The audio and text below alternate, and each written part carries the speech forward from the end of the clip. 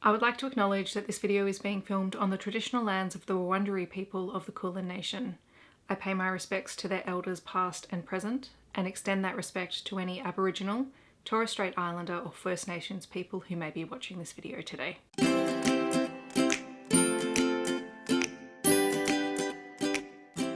Hi everyone, my name is Steph, this is the Novelty Corner and welcome back to my channel. Today I have some more book recommendations by colour of cover. I think I kicked this off either earlier this month or last month with books with red covers. People were suggesting other colours that I should go with next, and I just figured that because I had already done red that I should probably do green because it is Christmas time. So that's what we're going to go with. I apologise in advance, this is probably going to be a little haphazard because life has been crazy, but I do have 5 green covered romance books to share with you. The first one, because I totally forgot to share an Ilona Andrews book in the last video, is Emerald Blaze by Ilona Andrews. This is the second book in Catalina's trilogy, so it is the second trilogy within the series. I highly recommend Hidden Legacies so much. The entire series is just fantastic, but also I adore the covers in Catalina's series. There is a blue one, there is a green one, and there is a red one. They are all stunning. They're an urban fantasy, paranormal, romance. There is so much action, there is so much tension between these two main characters, and while there is a relationship and the relationship is central to the story, it is also not the only thing that is central to the story. There is always an overarching mystery, as Catalina and her family are private investigators. They are hired by magical families to solve problems, and the whole thing is just highly entertaining. It has top-notch banter. All of the side characters are perfect. It does have a beautiful cover, but it is also an incredible series. Then we have an Australian one. This is Tallowwood by N.R. Walker. N.R. Walker is an author who I'd meant to try for many years, and this year was the year that I finally picked up some of their books. I've only read 2 or 3 at this stage, and I definitely plan on picking up more. This is one of their romantic suspense books. It is set in small town New South Wales. It is about a cold case detective who believes that many of the cold cases that are on his caseload could all potentially have been committed by the same serial killer, which would make it one of the worst serial killers in Australian history. And when the bones of a victim turns up in the small town of Tallowwood, this detective is called out by the local police constable, who believes that there may be some connection between these cases, and the whole thing is just very atmospheric. I loved that it was set in Australia. It is a queer story, and nothing is ever simple.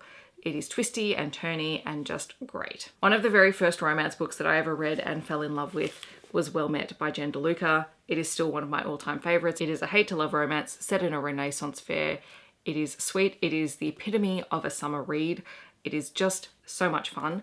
I've enjoyed the other books in the series, but none have ever quite lived up to this first book, and I just absolutely adore it. The heroine, Emily, has just recently moved to town to help out her sister, who has been injured, and she's living with her sister and her niece, and so she can help shuttle her niece around where she needs to be while her mother is recuperating. This means that Emily gets roped into the local Renaissance fair, and she doesn't take it seriously, which rubs the Renaissance fair coordinator, who happens to be one of the teachers at her niece's school, the wrong way, because he takes it very seriously. But when they are both in character during the fair, an unexpected flirtation and romance strikes up between their characters, and it is so good. Then we have Envy, which is the first book in the Deadly 7 series. I love these covers so much. There is a different cover, which is also green.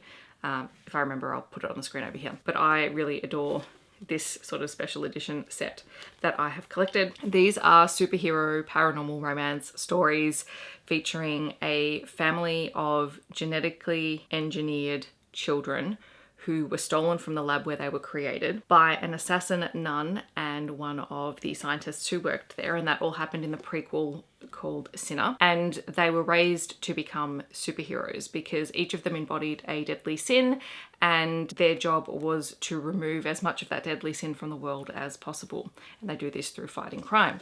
However, at the start of this book, they're a very fractured group, and Evan, who is Envy, is also really struggling with all of this, and he ends up coming across his fated mate. Their mates are the antithesis of their deadly sin, which means that they are a balm to be around for these heroes. And when Evan connects with Grace, sparks fly, quite literally. The whole series is really fun. I want more superhero romances. I have said this all year. That's all I want, is more of this. And then we have A Worthy Opponent by Katie Robert. This is the special edition hardback. It also has a beautiful green hardback as well.